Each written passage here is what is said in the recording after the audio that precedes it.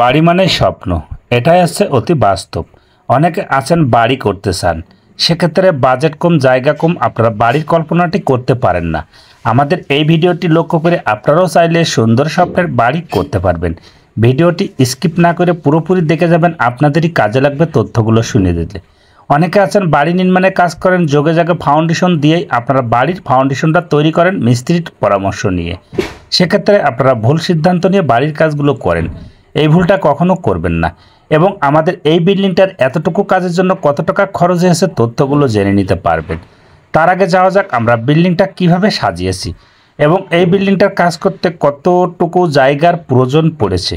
আমাদের এটা হচ্ছে মেন গেটের সাথে দেওয়া আছে সিঁড়ি রুম এবং 3 শতক জায়গার মধ্যে আপনারা কিভাবে বাড়ির প্ল্যানটি করবেন। আমাদের এই বিল্ডিংটার দৈর্ঘ্য আছে 36 ফুট, প্রস্থ আছে 36 ফুট, ছাদের স্কোয়ার আছে প্রায় 1300, জমি লেগেছে আমাদের এই বিল্ডিংটা 3 শতক।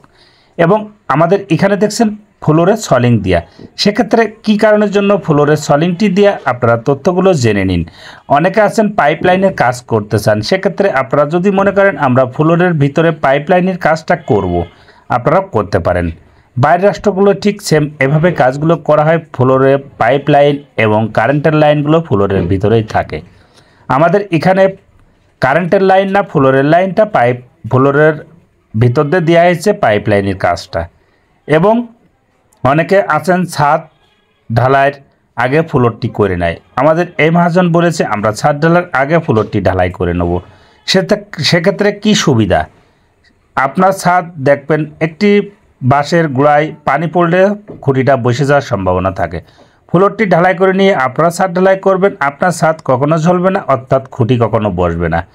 আমাদের এই বিল্ডিংটার পিছনে আছে 2টা বেডরুম, সামনে আছে 2টা বেডরুম, রুমের সাথে আছে 2টা টয়লেট এবং পাবলিক টয়লেট একটা।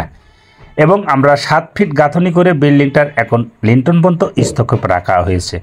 ভিডিওটি টানবেন না, পুরোপুরি প্ল্যানটি আপনারা দেখে যাবেন আমরা এই বিল্ডিংটার টোটাল ড্রয়িং প্ল্যানটি কিভাবে সাজিয়েছি। এবং 14টি কলম দিয়ে আপনারাও চাইলে 3 শতক জায়গার মধ্যে কিভাবে বাড়ির কাজগুলো করবেন। আমাদের এই বিল্ডিংটার সামনের পাশে এবং বেলকুনির জায়গা রাখা আছে। প্রত্যেকটা কলমে আমাদের রড ব্যবহার করা হয়েছে 6 পিস এবং 8 ফিট, ফাউন্ডেশনটা 3 তলা। এবং আপনারা ব্যাসগুলো সিসি ঢালাই অবশ্যই করে নিয়ে কাজগুলো করবেন। প্রত্যেকটা রডে মাটাম ব্যবহার করবেন, সেটা 16 হোক এবং 12 হোক। আমাদের এখানে মাটাম ব্যবহার করা হয়েছে এবং পিলারের সাইজগুলো দেওয়া হয়েছে 12x12 আবার 12x15। আপনারা এই ধরনের প্ল্যানগুলো ফলো করে বাড়ি নির্মাণে কাজটি করতে পারেন।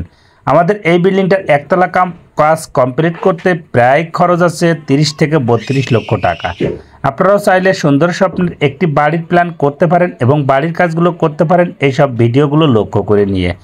আপনাদেরই কাজে লাগবে। প্রবাস থেকে অনেকে আছেন ভাই বাড়ি করতে চান, সেক্ষেত্রে মিস্ত্রি সাজেশন নিয়ে বাড়ি করার আগে আপনারা এসব ভিডিওগুলো দেখে নিয়ে বাড়ির কাজ করতে পারেন। এবং আপনারাও চাইলে এ ধরনের প্ল্যানটি ফলো করে নিয়ে সুন্দর স্বপ্নের একটি বাড়ি করতে পারেন। এই বিল্ডিংটার একতলা পর্যন্ত কাজ করতে প্রায় রডের প্রয়োজন আছে 5.5 থেকে 6 টন। আপনারা ভিডিওটি লক্ষ্য করুন, কাজগুলো ফলো করুন, কিভাবে আমরা বাড়ির প্ল্যানটি সাজিয়েছি।